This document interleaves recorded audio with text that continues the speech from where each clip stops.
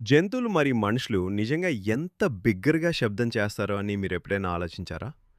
శబ్దాన్ని డెసిబెల్స్‌లో కొలుద్దాం. జంతువులు మరియు మనుషుల శబ్ద స్థాయిలు మనిషి గుసగుస 30 డెల్స్ మెల్లగా, ప్రశాంతంగా, కష్టం మీద వినబడుతుంది. పిల్లి గొణుగుడు 45 డెసిబెల్స్ ఉపశమనంగా మరియు సున్నితంగా ఉంటుంది.